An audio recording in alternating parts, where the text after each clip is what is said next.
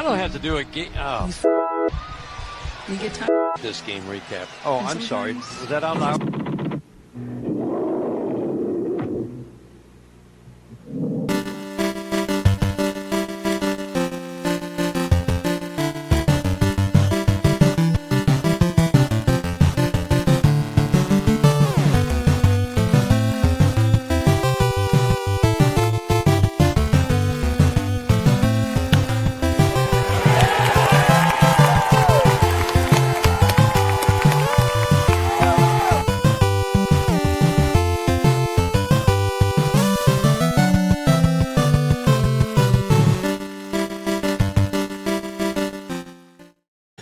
Hello, everyone. Welcome to another episode of Tigers Minority Report, presented by FanDuel Sports.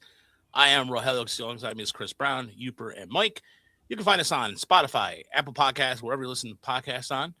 Thanks for everyone who has donated to our GoFundMe for spring training. And if you can go ahead and please like and subscribe our YouTube channel, that'd be great. Our goal is to get 5,000 subscribers. I mean, as much as I would like to get to 10,000, just being realistic at the moment right now.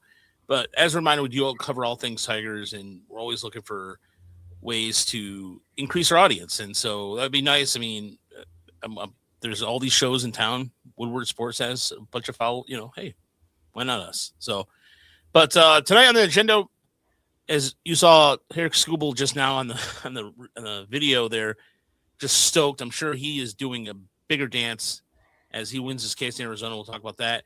We didn't get a chance to talk about this yesterday because we're so shell-shocked by the signing of Framber Valdez, but the aftermath, the fans, there's just a lot of back and forth with that.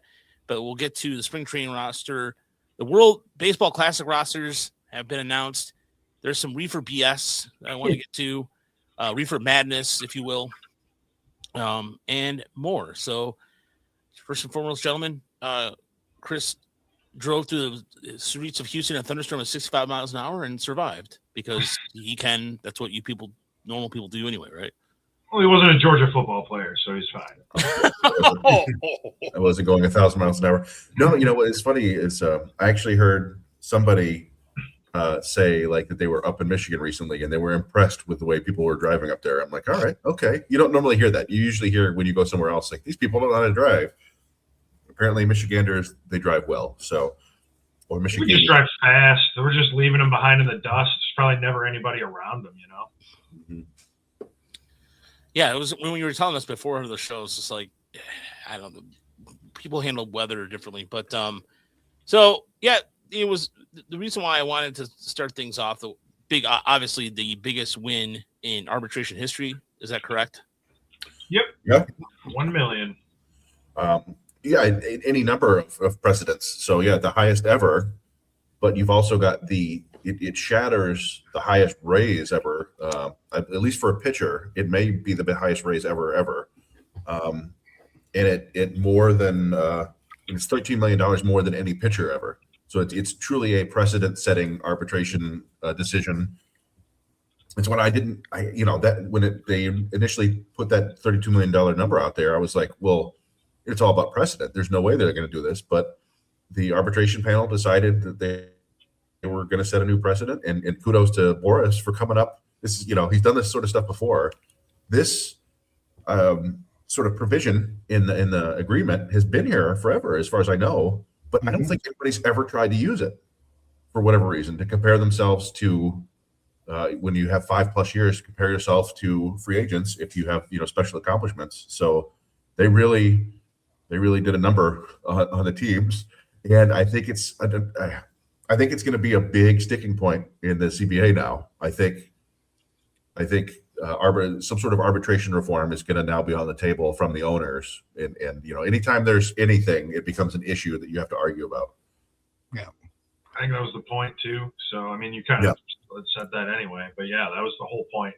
It's kind of been explaining that to people at work for a while, like. They made a point when they chose that number. Like it was a very specific number. 1 million more than Juan Soto. And it's also what cracks me up is that there was a lot of like, well, Framber is going to get paid more than Skubal. It's not how free agency arbitration works. There was some sort of really weird confusion about that, and it was kind of driving me nuts because I thought it was pretty clear on the distinctive difference between the two.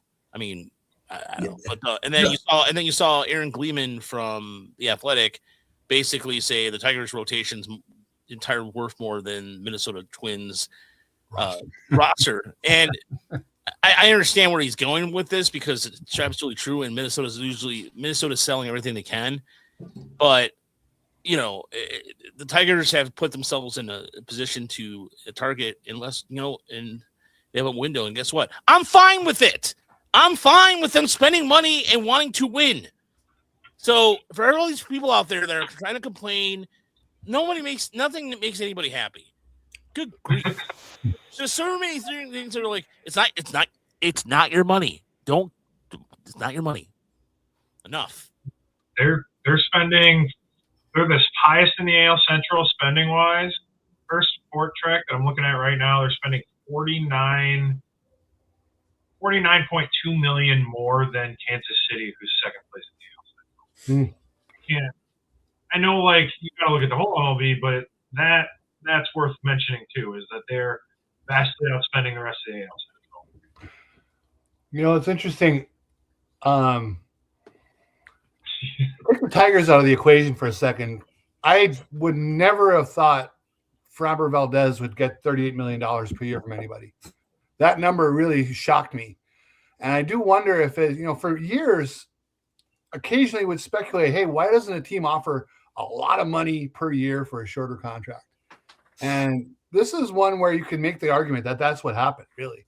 I mean, they really pumped up how much money he's making in order for him to take a 3-year deal with an opt-out after year 2. So I think that's what makes it fair. But that number is just stunning.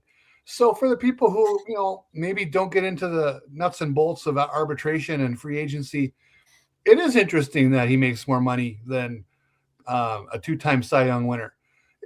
In some respects, it doesn't make sense, but we all know why it works that way. And in some respects, it's the way it's supposed to work and the way they've grown that system over the last few decades.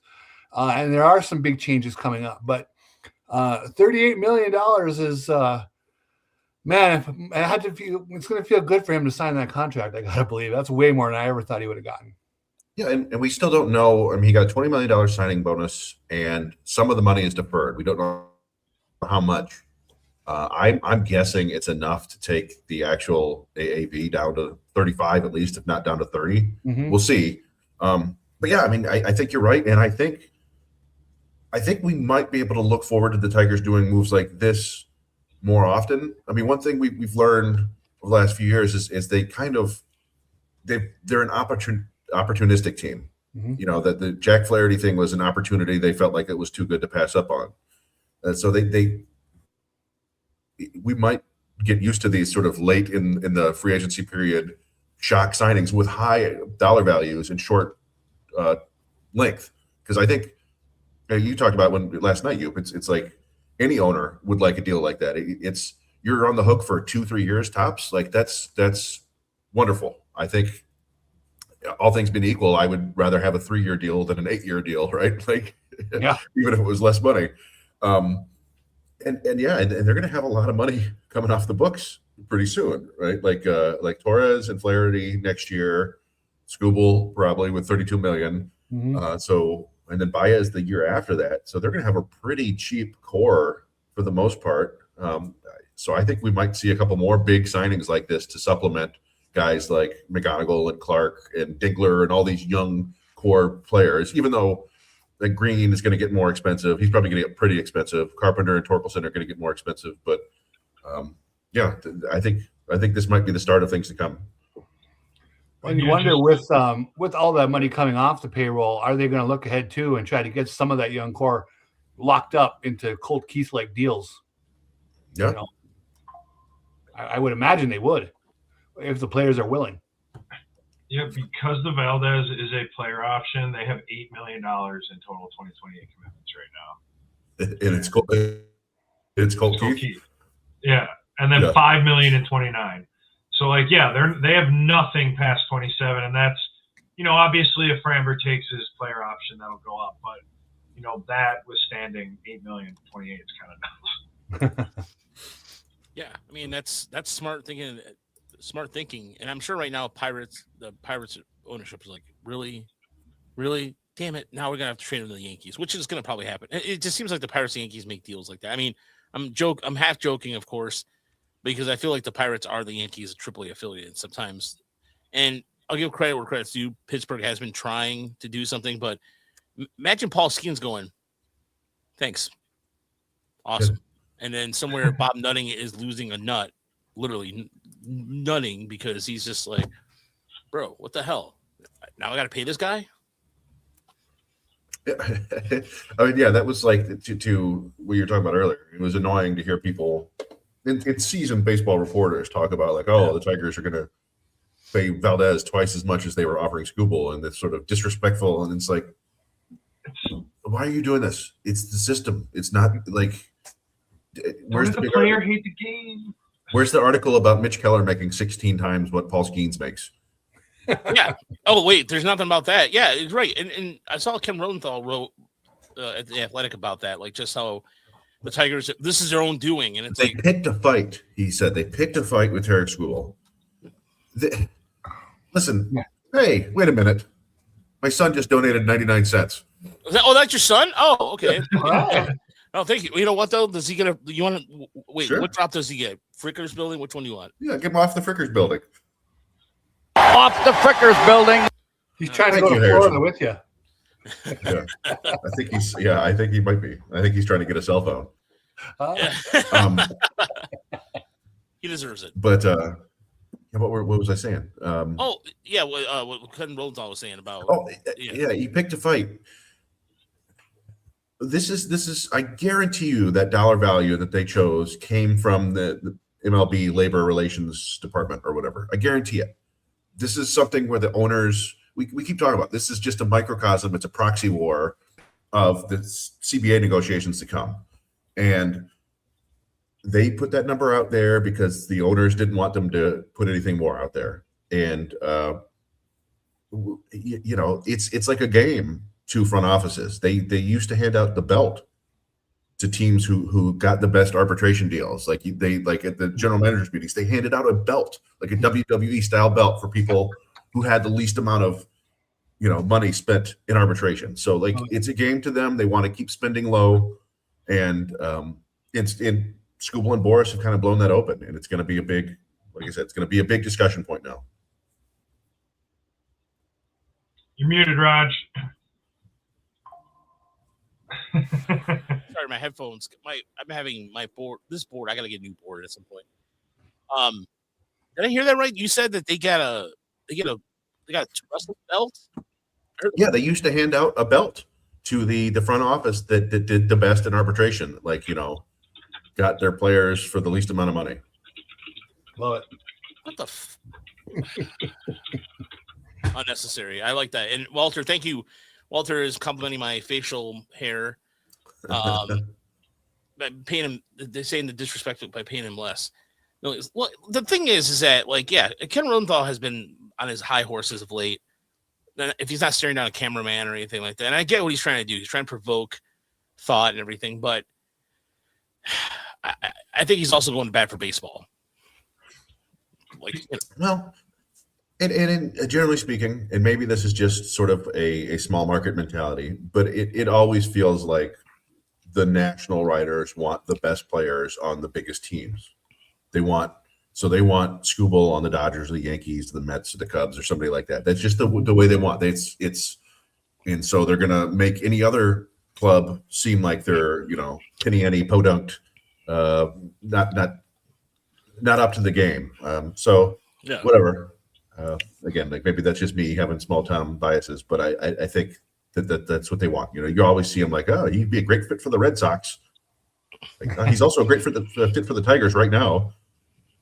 But, no, I mean, if you watch, go ahead, Mike. I'm sorry. No, right. Go ahead.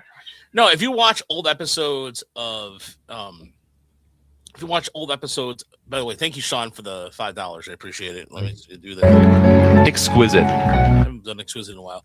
If you watch old episodes of This Week in Baseball, because thanks to Robert James, who it was like here's a whole list of this week in baseball. Always Boston, New York, Dodgers, same 3-4 teams mentioned all the time.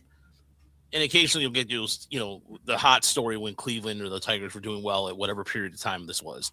Yeah. And so I try not to have the chip on our shoulder, Detroit versus everybody thing, but when you have entity like fan sites that get Angel invested for millions of dollars because of their rooting interest for a New York team. I mean, look, Midwesterners have that Midwest politeness thing to them. Where does that myth come from? Because as far as I know a lot of assholes. So like, I don't understand like this Midwest politeness and you guys are Rust Belt and blah, blah, blah. And your pizza's not as good as my pizza. Who gives a shit? Who cares? Right, what about pizza? What? You know how like people like like New York pizza's the best, or the California burritos or whatever food bias of the area is. Yeah. There's always some weird thing about that. I found that people in Minnesota are generally pretty nice. In Wisconsin, but Wisconsin, they just nice. They're drunk. I mean, Well, I think so they're nice for like the first 2/3, and then the final third they're very violent and angry. Possibly, yeah. They'll be so highbrow, Mike. About don't stereotype Wisconsin. My 18 years in Iowa was really great. Folks in Iowa were fantastic. I'll say that till the day I die. Well, Roger, you went out to a Michigan game at Iowa, right? What was the fan experience out there from an outsider? They were pretty cool. I mean, it was funny because I had more hostility from the Ohio State fan that was sitting in our area than the Iowa fans. This we know. Ohio people are not the finest. Mad at life. Yeah, we have some friends from Ohio. Yeah, but whatever. Yeah, Cleveland. I like Cleveland a lot. And I do. Anything outside of the city limits of Cleveland, I'm like, I'm good. Yeah, they have a nice mall and they're a nice area. Cleveland's cool. I like Cleveland. They have some really good pizza spots. Toledo is a great part of Michigan. Yeah, Toledo's great. I love the cigar bars in Toledo, Ohio, and Cleveland too. But like, here's the thing too, like about Iowa. The answer your question completely, Chris. I rode a train called the Hawkeye Express. So it's a train you take in from downtown or where I was from the hotel to the stadium, and it was cool. It's a big silver train with the Hawkeye paint on the side, and it's a really good, different experience than what you're used to. Like, for example, when you go to a Michigan game, you just walk up from the golf course or wherever you're parked, but you have this big train that you walk. I don't know, it's cool. So I don't know. I really liked my whole experience there. Drive through Iowa, it was mind-blowingly boring. I'm sorry, Uper. That's just wrong part of the state. Yeah. Yeah. Northwest and Northeast Iowa was a little nicer. Yeah. Yeah. It's crazy. Cleveland isn't that bad. The worst they did was change their name. The Guardians. Yeah, the Guardians. Yeah. Yeah, and as nice as Toledo may be, I still think we got far better into the deal with the UP. I think the copper mines were probably more than enough there. No question about it. Yeah. But get back to baseball a little bit too. Let's go. Let's kind of walk into the spring training, and I do like Adam's question because it's a segue right into spring training roster. I'm looking at so many new pitchers on my spring training roster, and maybe one bullpen spot left. So yeah, you know what? Let's look at the roster, shall we? Because I have the roster pulled up over here, and I look at it this way. There is a lot of fodder on this. Like honestly, I hate saying fodder, but there's a lot of decisions the Tigers do have to make, and I think also the roster's a little more. I think the roster is more wide open than we think with this, and so the reason why I say that is because we don't know how healthy everybody is coming into things. We heard like somebody was mentioning yesterday about we're not really sure how healthy, I guess, Reese Olson's going to be. So there's not, we can't put any conclusions on everything, but looking at some of these names that are going to be end up going to Toledo, the non-roster invites, there's a lot of guys who are by all the true definitions of 4A guys. So you have a couple names very familiar with Tyler Owens, who re-signed with the Tigers. He was on the 40-man last year. Brian Sammons, who was in Japan, I believe, or was he in Korea last year? I think he was in Korea, yeah, Korea. So you have Ricky Velasco, who's back in there. Troy Watson's got another opportunity. Jake Miller's coming back from being healthy. He's on the 40-man, but he's going to be, how he's going to factor in everything. But then you have like Scott Efros and Dugan Darnell and Phil Bickford, yeah. So a bunch of these names are just, I think a lot of them. I think if you look at the Rams, I mean, where's Ty Mann going to be at? Well, he's still recovering. We haven't seen him pitch in almost a year and a half now. Yeah, since last spring. Yeah. He pitched a little bit very early in last spring and then was gone for the rest of the year. I mean, we talked a little bit about this, and certainly on the other podcast, the minor league podcast, that they had a lot of turnover at AA and AAA after the year. A lot of guys who had been in the system for a while left, and some of them came back. But there are a lot of spots to fill, and we see this every year where they bring in a whole bunch of veterans, guys who have had plenty of innings at the AA, AAA, and even a major league level. And some of them look interesting and good in spring. Some of them are gone in spring, and usually a handful of them are down in Toledo until June 1st. And some of them have those sort of clauses where they can, if they aren't called up to the big leagues by then they can just go to another team, and that'll happen. But I mean, I don't.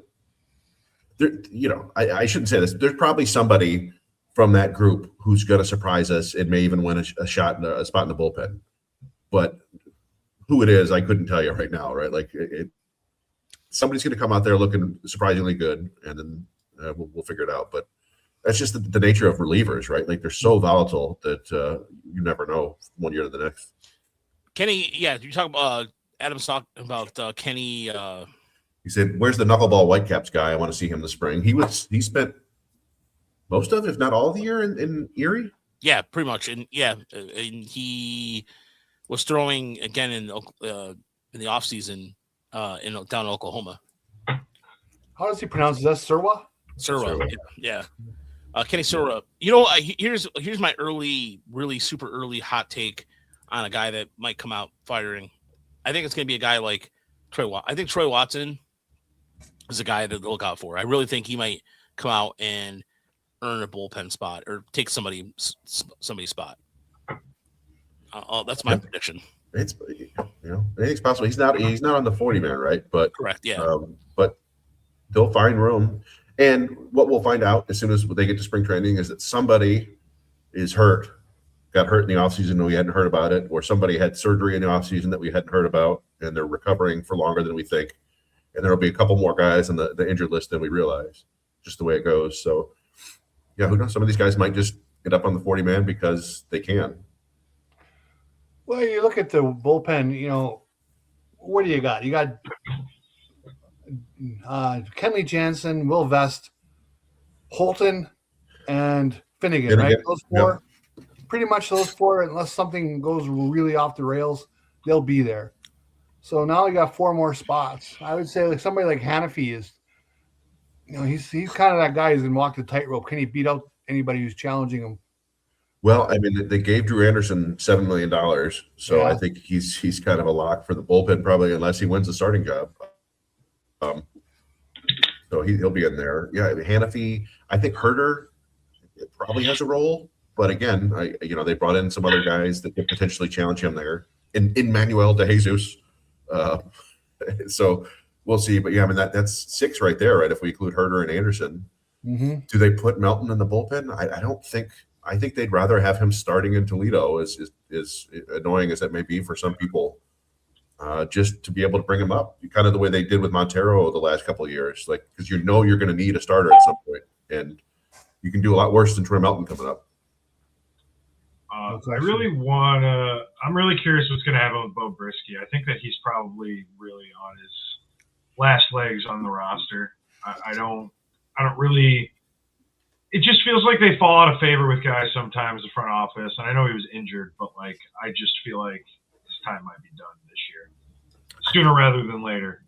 Yeah, see, I don't know. To me, he's like the Matt Vierling of the pitching staff. Like this was a guy they were absolutely counting on in 2024. He was getting huge outs down the stretch in 2024. He came in and saved the day. And was it Game 2 in Houston, or was that Game 1 when Job came in? So I mean, I think they still like him. But to Mike's point, like sometimes you just get passed. Like we saw that happen to Matt Manning a couple years ago. He just got passed by Reese Olson.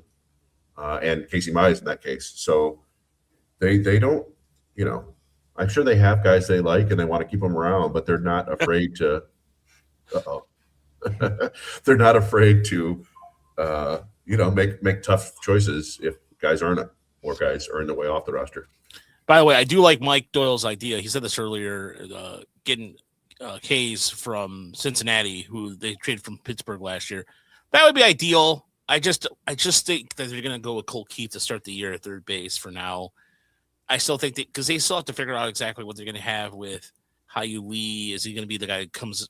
I think Hyu Lee might have a chance to be a bench bat or Trey Cruz. There's a lot of infield intrigue here that is more geared towards 2027 at this point because we know Torres is going to get a spot out of spring training. He is going to be here for the year. Now it's just posturing or. Yeah, basically posturing for a spot for next year in some cases, I think. And so, but yeah, Hayes' bat is colder than Antarctica for 9. Yeah, Sean makes a good point here. His bat is inconsistent, although I know he started hitting better. He was working on some swing changes, but I think Tigers are going to try to stick with the internal option. What happened? You good, Mike? No idea what happened. Hello. Yeah. Yeah, sorry. That's all good. But yeah, go ahead, Chris. Oh, nothing. Yeah, I was, Brian Hayes, we've talked about this before, and our buddy Jerry thinks that there's something there. They could fix him. He is an elite defender, probably the best defensive third baseman in baseball. And, you have Framber Valdez with a 60% ground ball rate that could probably help. But has any pitcher ever had a personal third baseman? Yeah, I saw somebody joking that they should have Hayes play third and then DH for him and just have the pitcher hit. But yeah, I don't know. It'll be interesting. I really do think that they want to give Colt Keith some runway, like you said, Raj. Like it would be nice for him to just have a year where he's playing one position and he can work on, getting better at third base and work on getting the ball, hitting the ball a little bit harder. He does everything pretty well. He just needs to get his bat speed up like 2 miles an hour, which is something you can do through training. Yeah. But we'll see. Like I think he's got the chance to be a well above average, like a 120 WRC plus down the road if his his trends continue. He raised his walk rate like 4 or 5%. His ISO was up like 35 points last year. You keep doing that, he's going to be a good player, and I think he's a guy that you would like to have as part of your core. All right. That's Is that you, Uper? That was me. Okay. So, by the way, Matthew's sending over treats on our Twitter. Matthew's in our chat, and he was talking about he was making a French dessert. I do want to talk about. I'm going to let you segue into John Peck and Bam Algeri. I'll be right back, gentlemen. I have to jump on another show real quick. Call the bullpen. So, but I want to revisit this when I get back. Call the pen. Yeah, so those were kind of, I don't know if you want to say a surprise, like the surprise names on the roster invitees. You always need a ton of people at spring training anyway, right? And we saw Algeri a bunch last year, especially early on, and he had a couple home runs. And people were like, hey, is this happening? And it didn't really, but they clearly like him as a guy in the system, and it's kind of a reward for him, right? Like he's been a good player. And it's kind of a slow burn with him. Like he might be on that Trey Cruz trajectory where it's like you kind of lose track of him because he's 26 now and he's in Double-A and may be Double-A for the third year. But there's stuff to like there. He can play all three outfield positions. He's got a good arm. He's got some pop. He's got some speed. It's nothing crazy. I don't know if he has a carrying tool, but nice guy to have in the system. And then John Peck. That's the guy I'm interested in. Tell me about him. So Peck he's kind of an infield version of Algeri, if that makes sense. He hits the ball very hard, a little too much on the ground, a little too much the opposite field. But he's an above-average runner. He's an above-average defender. He's a legitimate shortstop. He has enough arm to play third or second, and he makes a lot of contact. He swings a lot. He doesn't chase a ton though. It's one of those cases where he'll swing through good breaking balls in the zone, which kind of makes you wonder if he could ever be an everyday regular. Mm-hmm. But he's got everything else that you want, aside from maybe being a switch hitter. Right? He's a right-handed hitter, but everything else suggests he could be a pretty useful utility guy down the road. Like, I kind of want to compare him to Ryan Kreidler, if you will. Like, you hope that he can hit better than Kreidler, right? But sure, just that level of like athlete and defender, where you could probably put him anywhere and he'd do a good job. He's not a small guy, is he?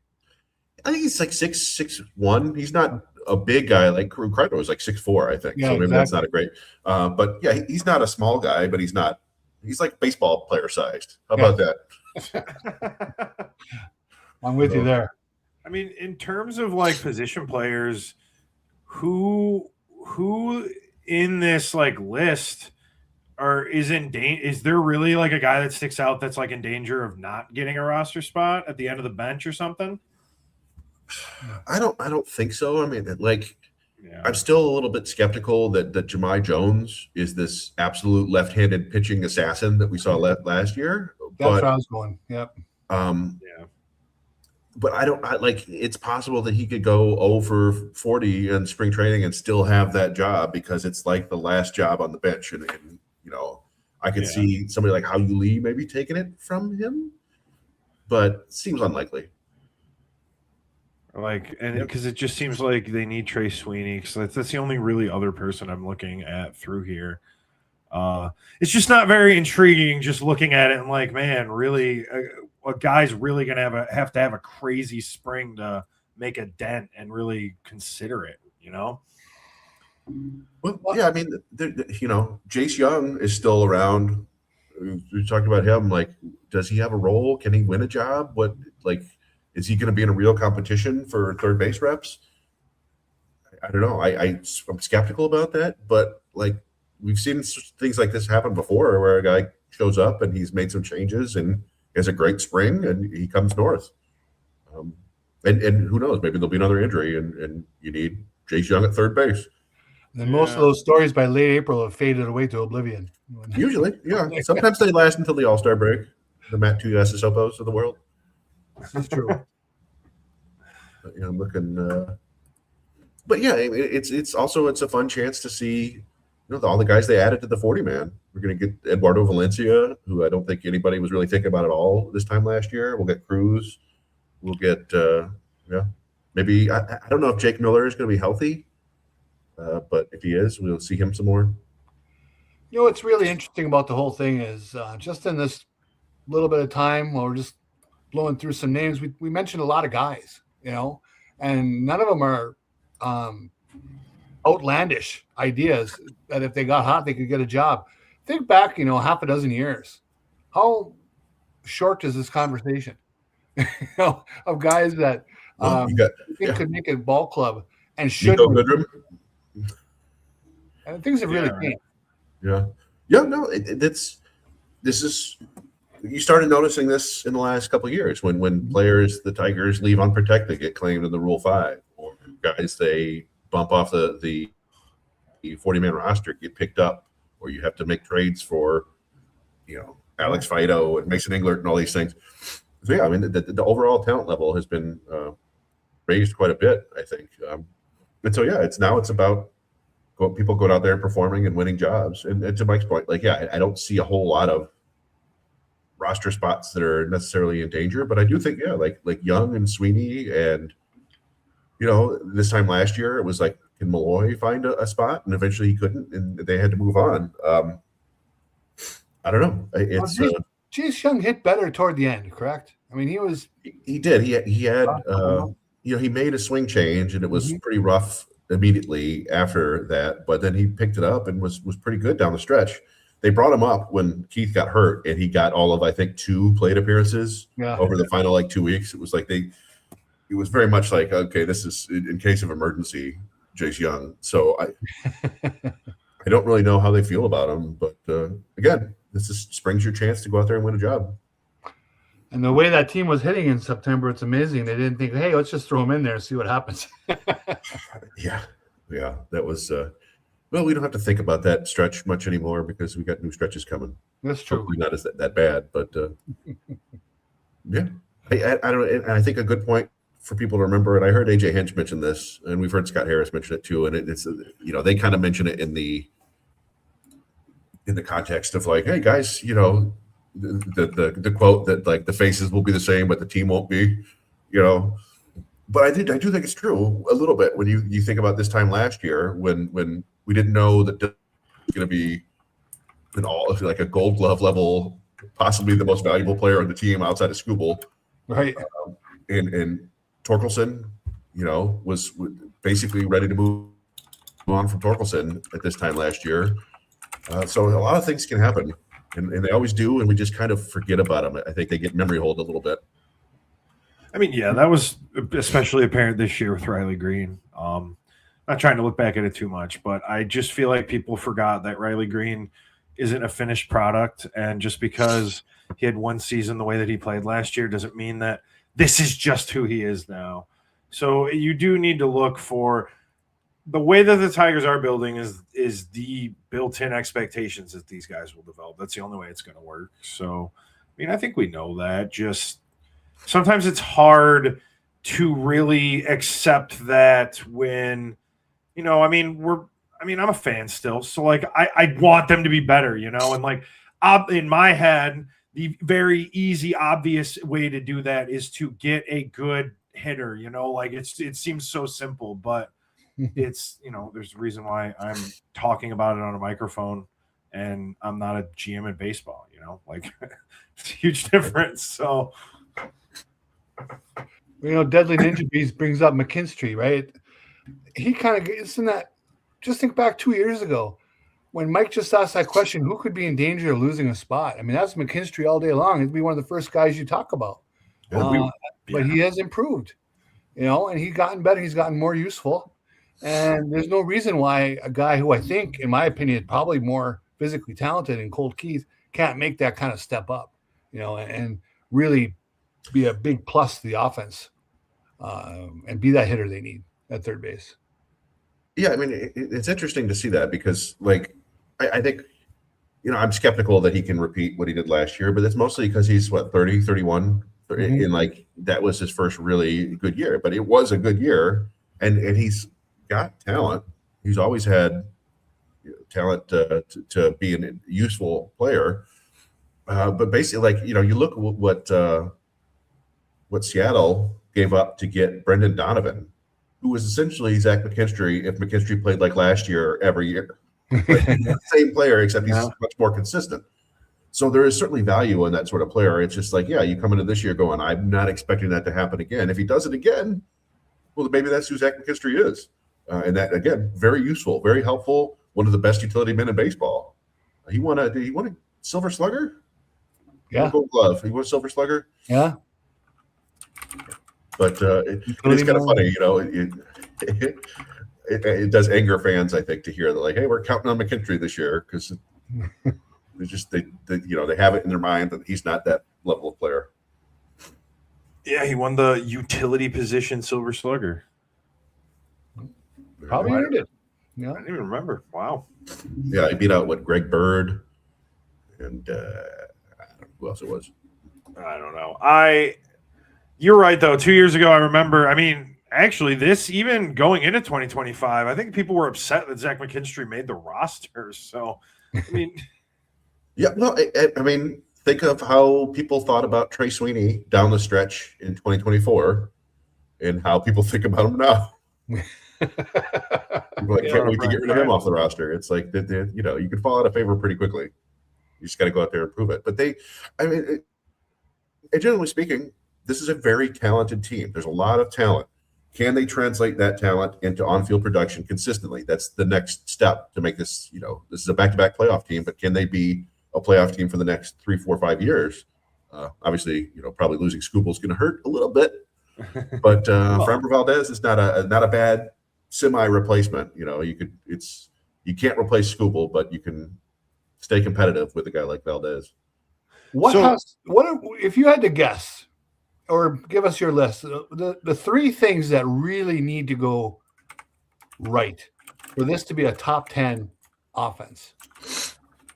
Which three guys need to really find the groove that maybe they didn't always have, or take that next step from being good to great? That's a good question. Yeah, I think. I mean, the three most obvious things is you want your three big sluggers to continue to do what they can do. So you want Green to have last year, but with more walks and fewer strikeouts, right? You want Carpenter to stay healthy and maybe get more opportunities against left-handed pitching.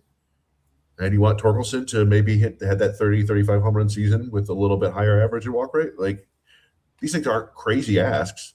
That, I think, is the biggest thing. But if you want, I'm going to just give you everything. Like, if you want that offense that doesn't go through these crazy ups and downs, it would also help to have steps forward from Keith and a healthy Parker Meadows doing what he might be able to do. And Dingler repeating what he did last year. And suddenly, I mean, that's six guys who are all good offensive contributors. That's a great start. I like what you said about Dingler. I was going to say the exact same thing. He doesn't even need to take really a step up. He just needs to do the same thing. Yeah. That would be pretty amazing. And I didn't even mention Gleyber Torres. Sure. So. And what I like about what you said about Carpenter and Riley Green is you made 2 points for each one. Both of them, for us as fans watching from afar, are very measurable. Right? I mean, strikeout rate and walk rate for Green, we'll be able to really see that. And then, obviously, with Carpenter, can you just stay on the damn field? So, those are the guys. It really comes down to the core sluggers. If they're going to really propel themselves to a top 10 offense, I think that's really where we start. I need Colt Keith to not be Jekyll and Hyde in random months throughout the season. Like, I think that's the next step I'm looking for in his development. Is he going to come out and be the worst qualified hitter in baseball for the first month of the season? And we're going to have to wait till August until we're like, wow, he's actually having a sneaky good season. Because I'm tired of that. I'm already tired of that with Colt Keith. I'm good. I want to see him start off strong. I think Chris brought up the best point, though, with Carpenter just being healthy. You get a fully healthy Carpenter for the whole year. I think that's going to definitely up the offense. And then, I mean, I'm pretty much just repeating what you guys said because it's Gleyber Torres for me because he's another guy that just had two completely different seasons. He had his all-star like season first half, and then obviously with the injury that he talked about, he was not good in the second half. So I'm looking for a fast start if I had to boil it down to one thing. I don't want to wait to see Colt Keith and I want to be confident in Gleyber Torres early in the season, not a month in and being like, oh, is this injury still lingering? Yeah, I mean, I think along the lines of Keith being kind of streaky, I've always thought that the hardest thing in baseball is to be consistently good, right? Like everybody gets kind of streaky. You remember Justin Upton was the king of that, right? Like, just be the best hitter on the planet for a full month. And that was what was so remarkable about Miguel Cabrera in his prime, right? Like, just every game, every week. How many slumps did he go through from 2009 to 2015? Like, one. Yeah, right. But what you see when guys get older, and I think it also happens when guys are coming up, is suddenly Cabrera's cold streak went from 3 games to 5 games, and then from 5 games to 7 games, and 7 to 10, and then he did a home run for 25 games or something like that as he got older and worse. And I think it goes the other way with young hitters, where it's Colt Keith has these awful starts, and he has a hot month, and then you just, I think, get better at making adjustments the more experience you get. And so you have to hope that he can do that. You don't know until he does it. But I think the raw tools are there for him to do that. But, who knows? Got to go out and do it. Well, I mean, his first year, his rookie year, he was like super hot, cold. It was like terrible month, incredible month, terrible. Last year, he didn't really do that too much. And I think that's that's visible progression to me. You know, like he didn't slump completely for 30 days and then do great for 30 days. You know, he was able to consistently kind of do it in the middle of the season until he got injured at the end of the year. So, yeah, if he can, you know, take, like, that's obviously you always want your players to take the next step, but I think that's where I'm hoping to see it with him this year. Yeah, you know, I'm looking. So, I mean, you look at, he had a 76 WRC plus in March and April, which is not great. Oh, okay. Not as bad as we thought. I think he probably got a little hot at the end. Yeah. And then May it was 129, June 113, July 117, August 125, and then September and October 81. So it really was the beginning and end, and then pretty darn good in the middle. Yep. So yeah, to your point, like maybe this is just going to be the process with him. Hopefully, it's an every year thing. But yeah, right. I think the talent's there. Get him to be a passable third baseman. Like he doesn't need to even be average, just not well below average, and you know, do some offensive things. But I don't know. See, so let's think back to Colt Keith's rookie year, right? Mm-hmm. Now they have Kevin McGonigal. Chris, you've probably seen the two in the minors more than anybody. At least certainly anybody sitting here. If you give Kevin McGonigal 500 plate appearances this year, how much better is he than what we saw from Colt Keith in his rookie year? What level can he take it to that Colt Keith didn't? So I'm looking. Colt Keith had I want to see his rookie year. He was what, like a 95 WRC plus? Mm-hmm. 95. Yeah, I think with McGonigal, for as talented as McGonigal is, I think probably no better than a 110 WRC plus, which would be amazing for a rookie. Yeah. But yeah, 15% better than Colt Keith. Like it's just the nature of the business, right? Like McGonigal has incredible ability and incredible tools, and he can hit some of the best pitching you'll ever see. But then you start seeing it every game, and it's not as easy, right? These guys, they'll find like, and we saw it a little bit at AA. They started throwing him breaking balls in the outside corner, and he would roll over and hit ground balls to second base or first base. It happened fairly frequently. Now, if they made a mistake, he'd crush it. Or if they tried to throw other pitches, and you know, the higher up you go, the more pitchers can execute to your weaknesses. And so, can he close those holes? I'm pretty confident he can, but it's going to take a little time, even for somebody that good. It's almost like the buzz is so high, and we know when you're ranked second overall by major sources, right? Baseball America and so on. I mean, people should get excited. He's a massive talent coming through the system, but you can just already see it. If that dude's hitting 258, people are going to be like, "What the hell happened?" You can see it. I thought it was really telling that, like, we all were pretty much in total agreement that, I mean, just based on what it sounds like, we don't think that he's got a real chance to make the roster out of spring training. Like, we didn't even discuss it. It was just the way we talked about it. Like, he's not taking a spot from anybody. It's what it kind of seems like. We didn't bring him up in earlier, you know? Yeah, like, you know, I think there is a possibility that if he goes absolutely bonkers and is doing the things they need him to do, and he looks like a legitimate shortstop, that he does come north with a team. But I don't view that as, you know, extremely likely. I think he'll probably have a very good camp and look good, but I don't know if he's going to go out there and like be clearly the best option at shortstop. But you do think he's got a shot, though? Yeah, I do. I think if he's the best option, if he's the clear best option, I think AJ Hinch would push for him to come north with the team. But you know, again, it's a big difference. It's a big jump from 40 games in AA to the big leagues. Like, you know, he's not Javi Baez with the glove, so he needs to be super sure-handed. And I don't know. I mean, there's also a chance maybe he wins the third base job. I don't know.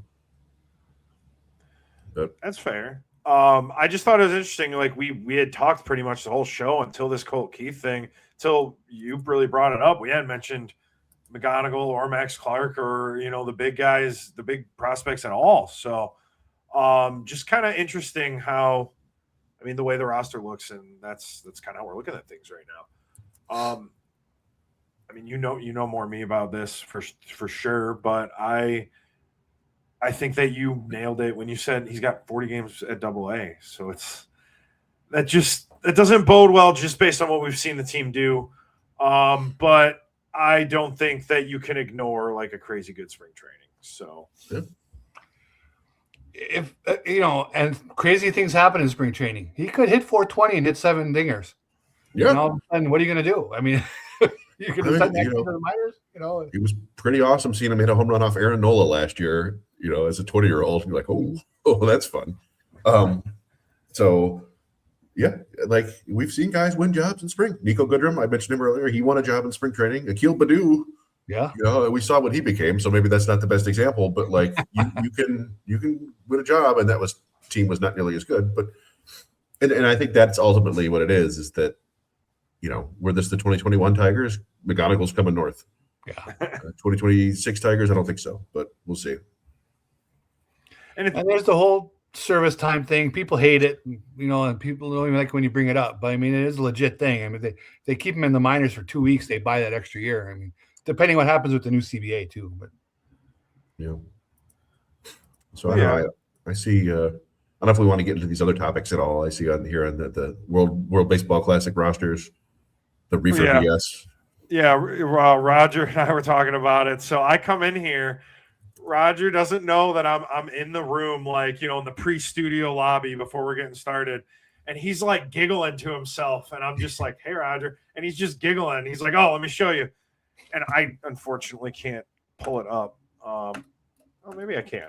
He has an Alan Cumming musical version of Reefer Madness going, because if people didn't hear, so Javi Baez, it cannot compete in the World Baseball Classic this year. And it stems from a THC positive test in 2023. So he had a test done in March of 23. He played in the World Baseball Classic in 23. He fails the test. They don't start his suspension until April of 24, specifically so he could not play in the 26 World Baseball Classic.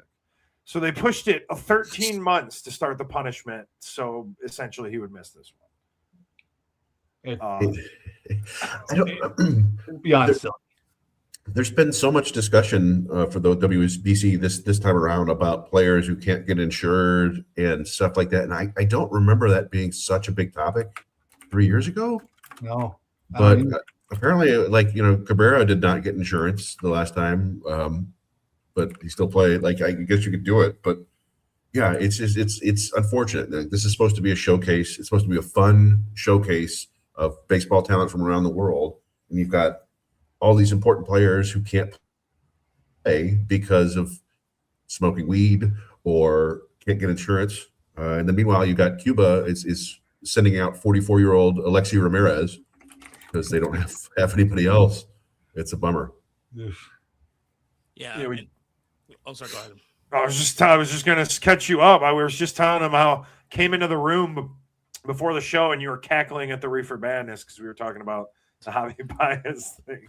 That is so weird. And you know what, by the way, Cuba-wise, speaking of which, they suffered the coldest day in Cuban history, 32 degrees. Which doesn't sound like which sounds like a warm-up for us over here in the Midwest. But 32 degrees in Cuba, you're not equipped for it. Oh. Yeah, that sucks. So that would be a crisis for those folks, no question. Yeah, exactly. So I mean, for anybody out there that doesn't understand that 32 degrees for a Cuban is like basically what 10 below or 20 below here for anybody in the Midwest. I don't know. That's yeah. And really, Alexis Ramirez is playing for Team Cuba. Wow. Yeah, see, Ramirez is playing for Team Cuba. Who's next? Is Jose Contreras on that roster? Might be. Tony Oliva. Might as well bust out Tony Perez there. I mean, they use, he represents the team. I mean, come on. I'm looking at these rosters, just going through, checking for former and current Tigers. I think I mentioned that. I see Australia. They've got old friends Ulrich Bojarski, Jack O'Loughlin, and Warwick Sopold all on the Australian team, so that's fun. Oh. And Canada is just swimming with former Tigers. Micah Ashman, Philippe Aumont, was briefly in the Toledo. Jordan Balazovic. I'm looking. Who else? Liam Hicks. Ooh, there you I go. know Liam Hicks was Canadian. I don't Neither know. did I. Jacob Robson. Jacob So, Robson's still Jacob Robson's still playing. Wow. he's playing for Team Canada. So sometimes if their mom was born in Canada, they can play, right? Even if they never lived there. Bo Bichette Jr. is playing for Brazil. Let's see here. His license plate is Ashman. Murder Roads of Bums there. That's the 4A bats in Canada. Team Canada, I'm surprised they're not. I know Canada baseball wise is getting better, but I'm surprised there's not better talent coming out of that country. The Nailers are Canadian. Yeah. I don't How Lee. I don't want to talk about John Taylor right now. How Lee is on Chinese Taipei, which of course is Taiwan. Yeah. But can't say that. So yeah, that's interesting. Along with one of my favorite names of in baseball history, Tungkwan Giljesuljaw. I was just trying to read that name while you were Giljesuljaw. It's kind of awesome. Tungkwan. That's right up there with Sicknarf Loopstock. Gesundheit. That's a name. Like I'm looking at some of these names, and I'm like, I'm not gonna try to. I've already butchered enough names as it stands. Say that fast 3 times, please. The chat asks you to say that 3 times. Austin Bergner on the Colombian team, along with Julio Teran. Julio Teran's still pitching. Well, I mean, Gio Urshela. That makes sense. Yeah. But Austin Bergner, who, by the way, shout out to Austin Bergner, the all-time winningest pitcher in Erie history, is now in Texas. He'll be pitching for AA Frisco, I believe. Austin, middle name Rock, named after, or no, is it Stone? It's Stone Bergner because his dad was a huge wrestling fan. So he's named after Stone Cold Steve Austin. That is awesome. How about Duke Hebert? Duque Hebert, yeah, from Nicaragua? Yeah. Is he on the roster? I believe so, yeah. Or no, did they not let him? I'm trying to remember if they didn't let him. They didn't let him last time or last year for something. I'm looking. I don't see any Tigers here on Cuba. Ooh, the Czech Republic. Yeah, I was gonna say I know Italy has several. Italy's got some. I got some decent guys on there. Hey, wait a minute. The Czech Republic has Martin Cervinka and Martin Cervinka. One of them CERVENKA, the other one CERVINKA. They're both 6'4". All right. Yeah, Italy's not bad. They got Pascantino, Kyle Teal, Ottavino, Caglione, whatever. Oh my God, I'm butchering names now. I don't know. Italy's got a decent team. Andrew Graham, by the way, is going to be the third base coach for Team Australia, so it continues that Tiger flavor. Great Britain, by the way, has former Tiger farmhand Chavez Fernander. Oh, wow. And then my favorite British sounding name, which is perfect, but he was born in the United States, Gary Gill Hill. Yeah, that's a name there. And trying to think of what's funny is Harry Ford, who I think was a Seattle prospect. Mm-hmm. He's playing for the UK, and so is Trace Thompson. Who do they traded him somewhere, right? Was it the Marlins? I believe. Wait a minute! Look at that dog. Where'd that dog come from? This is the bird. That's a good bird.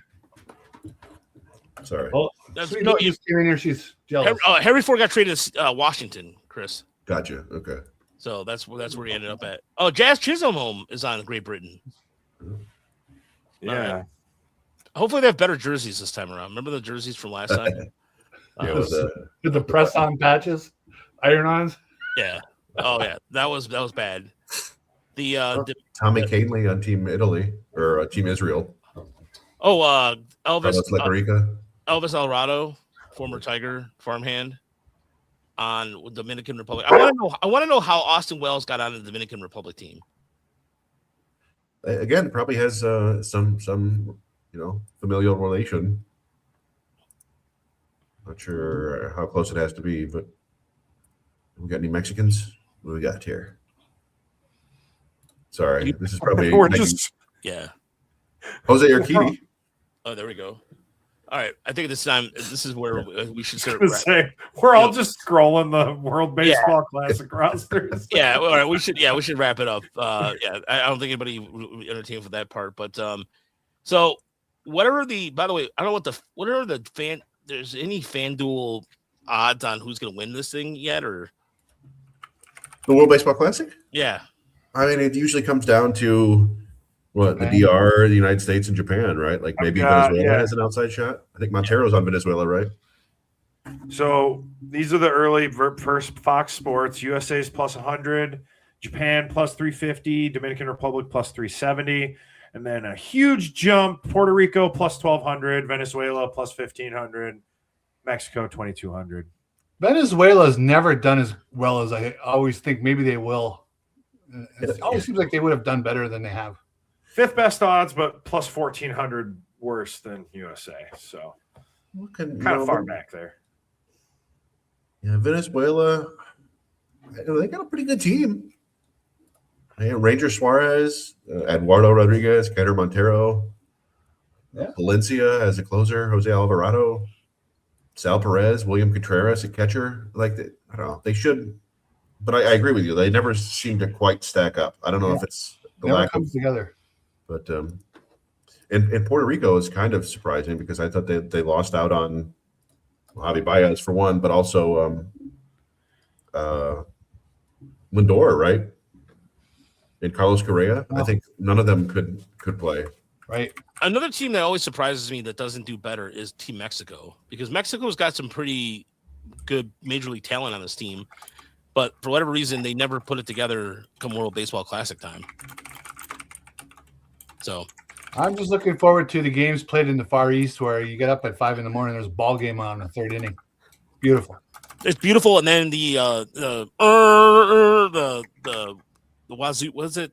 What's it? Vuvuzelas. Yeah, I love that. I don't care what anybody says. I love that. Like, just it sounds like you're watching a game in Oakland. But it's the entire or the drumming all in sequencing or all at the same time. It's awesome. Yep. So, all right. So by the time we do a show next week, there will be 1 day worth of pitchers and catchers reporting on Wednesday. I believe it is February 11th. Is that accurate? We get the roommate about somebody having a really good bullpen session. Yeah, it was good. Yeah, you're gonna see best shape of their lives. Best shape of their lives. You're gonna see 6 different angle pictures of the Tigers throwing underneath that new canopy last year.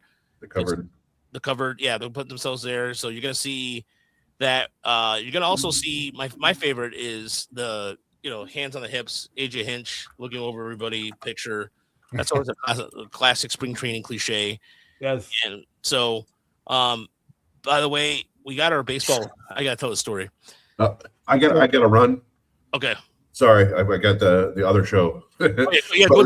Yeah. Good talking to you guys. I'll see you next week. All right. See ya. So Chris and I both got our Baseball Writers Association cards, right? Nice. And Chris got the wrong picture again, and we are like, it's not even him. It's a guy who doesn't even look like him, and we're Detroit Tiger minor league tracker. Tracker? Yeah. Oh no. Yeah, it's okay. They didn't use the picture of that guy from the TV show Tracker, did they? No. Oh. I did an upgrade for you guys.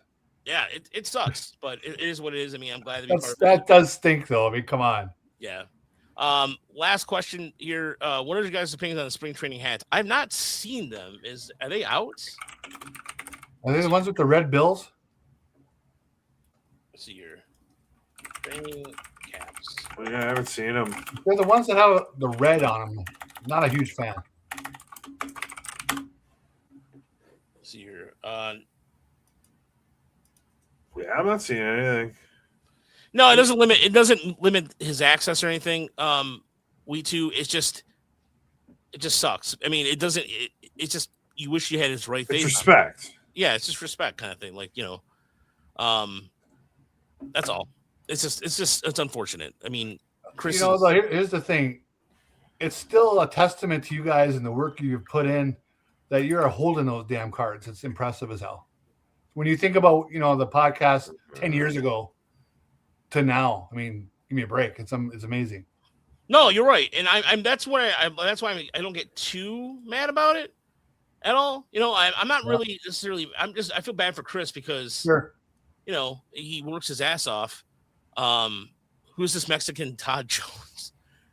Well, I'm Cuban, but yeah, that's me. I'm Rogelio. But yeah, so okay, I saw the spring training hat on Reddit, so let me share it with everybody before we get out of here. But yeah, so let's see here. No, you're right, Uper. We've come a long way. I'm glad that I'm beyond grateful for that. It's just sometimes, that's all. Just a little bit of respect, I hear you. Yeah, give him the right picture, like give him the right dude. Okay, so here's what it looks like. Yeah. And you know what? I'm okay with this. I like. It's weird to see that. It's weird to see the grapefruit. It is a little weird to see that there. The flower. I mean, I would never thought in a million years I would see that there, but I like the blue. I like the orange and the blue, and then I like the number font here for the 26. Yeah. Yeah. So there you go. I don't like the red. I get it. The red's weird. I don't like it. Yeah. You don't like it? It just doesn't feel like Tigers to me. I don't like the red. I wouldn't buy one myself. That's red. Is that red to you? I feel like it's orange, or maybe it's just because the it could be. I see it as red. Okay. Well, no. You know what? On my monitor, it's orange, so it could be the So, yeah, it's a little orange. Then I'd be a little more in maybe. But yeah, the orange. No, it's you would like when you guys look it up afterwards. It looks more orange. So okay. But fair enough. Yeah. All right. Anyways, well, thanks so much for watching. Thanks so much for listening this evening. And yes, it is a grapefruit. Yes, I'm aware it is a grapefruit. It's C-Buck 3214 doesn't think I don't know what fruits are, but yeah, I understand. It's a grapefruit blossom. So it's a nice little touch, and definitely, yeah. Once you guys get off the screen, you guys will see it's orange. Okay. So next week we'll be talking spring training as it happens. I will be, maybe I should call myself Todd Jones or Jose Jones or something like maybe just with the mustache. Like, no, okay. There's got to be a Spanish version of Todd, isn't there? If there is, I don't know it because I'll make that my personal mission to find it, or come up with a really good one like Todorico. Todorico, that'd be funny. But yeah, we'll be back next Thursday, same bat time, same bat channel, 9:00, and El Todd. Okay, yeah, we do that with El Todd Castillo. But myself, Chris, and Mike. I'll also check out the Days of War podcast. Chris is also on with Evan Petzold, the Free Press. And there's AJ Hinch. We have a special guest Tuesday coming up. Chris and I are recording. I can't tell you who it is, but somebody from the Tigers front office, and we'll be dropping that on Wednesday. So Stay tuned for that. You guys know who it is, right? I told you guys. No? Oh, I didn't tell you guys. Okay. All right. Well, I'll tell you guys after we get off air. So stay close, everybody. Have a good night.